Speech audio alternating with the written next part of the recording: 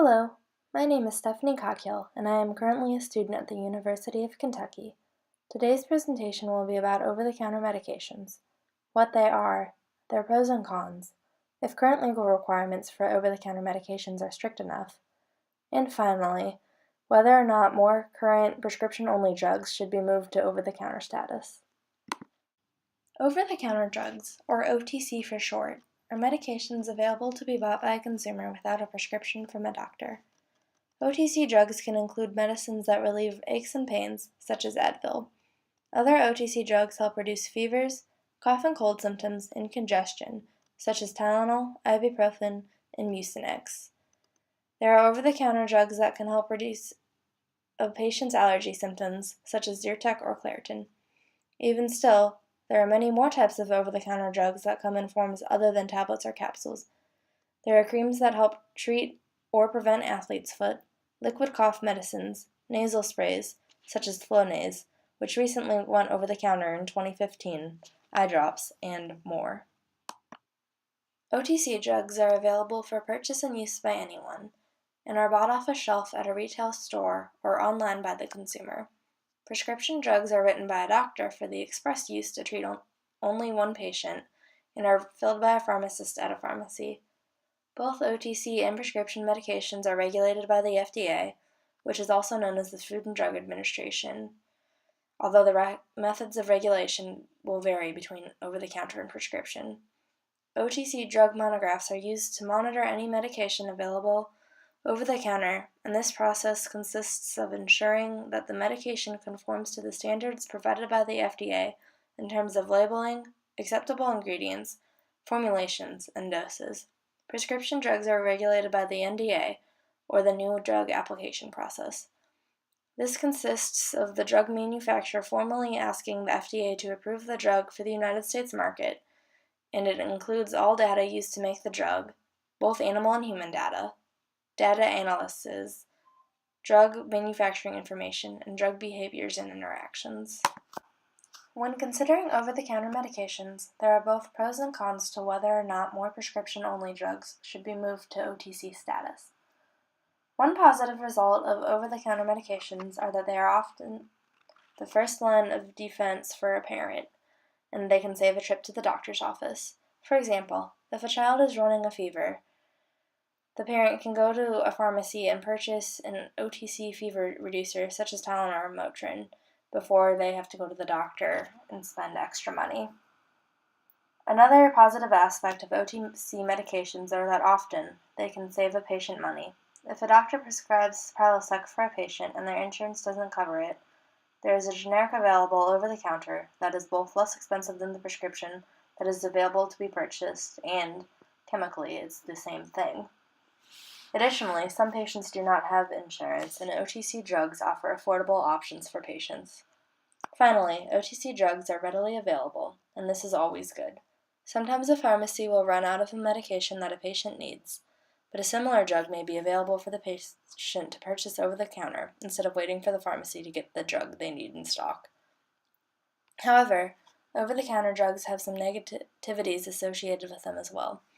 OTC drugs are very easy to abuse. In fact, behind marijuana, over-the-counter drugs, along with prescription drugs, are the most abused substances in America by children and adults aged 14 and older. 90% of Americans with a substance abuse problem start before the age of 18. Since most OTC drugs don't have an age requirement on them, anyone can buy them, and therefore the pathway to abuse and substance addiction is open to anybody at any age. The most commonly abused OTC drugs contain an ingredient known as DXM, or dextromethorphan, which helps to treat cough and colds. In Kentucky, the law requires you to be aged 18 or older to purchase over-the-counter medications containing this ingredient. This helps to try and prevent cases of child substance abuse. Another negativity associated with OTC drugs is that it is fairly easy to incorrectly self-diagnose your symptoms, especially because most adults do not have the education and the training to do it themselves. For example, a person may have a stomach ache and take a pain reliever to help get rid of the ache.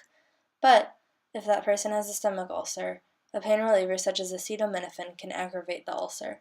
Sometimes it is just safer to see the doctor. Finally, a last negativity associated with over-the-counter drugs are that sometimes the OTC drug may interact negatively with a prescription written by a doctor for a patient. If a patient has taken Norco, or generically hydrocodone acetaminophen, that was prescribed by the doctor, then they should not take additional Tylenol with the Norco, since the Norco already contains acetaminophen. Too much acetaminophen in a person's system often requires emergency care by a doctor because it can lead to acetaminophen poisoning. Therefore, when purchasing over-the-counter medications, one should always check with the pharmacist to make sure that the over-the-counter medication will not have any drug interactions with medications they are already taking.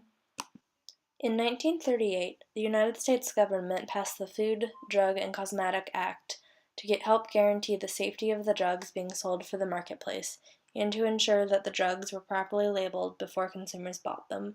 Unfortunately, there were no criteria provided by the FDA for the distinction between over-the-counter products and prescription-only products, with the result that many drugs were sold both over-the-counter and with prescriptions, just under different names.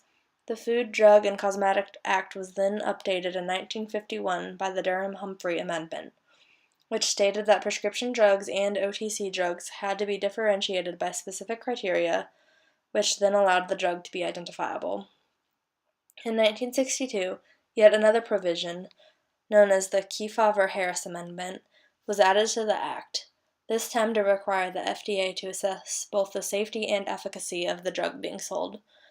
The Drug Price Competition and Patent Term Restoration Act of 1984 provided up to an additional 3 years for the makers of the drug that switched from prescription to over-the-counter status to have marketing exclusivity.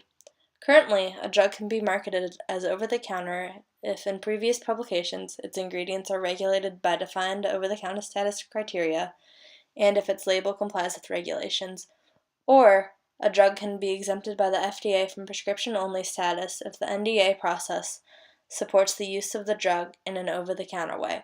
A drug can also be approved for OTC status if the drug is already approved for a prescription-only basis and is under consideration to be switched to an over-the-counter use. A drug can be approved for OTC status and still be used on a prescription-only basis as well if the doses for both OTC use and prescription use are approved by the FDA. Currently, I do not think any more prescriptions need to be moved to over-the-counter status. There are over-the-counter medicines to help treat pain, cough and cold symptoms, allergies, stomach and bladder issues, and more. If more OTC medications came out, especially those used to treat cough and cold symptoms, there would be a higher potential for drug abuse. The sole exception, in my opinion, is that if more allergy medications come out, those should be moved to over-the-counter status due to the sheer amount of people in the United States that suffer from both seasonal and year-round allergies. I also think that a few more regulations are needed in OTC medications. It really is still fairly easy to abuse the medications in the long run, so I think a stricter system needs to be in place. Perhaps those over-the-counter medications with the highest potential for abuse, like cough and cold medicines or painkillers, should be regulated with a system like pseudoephedrine is regulated.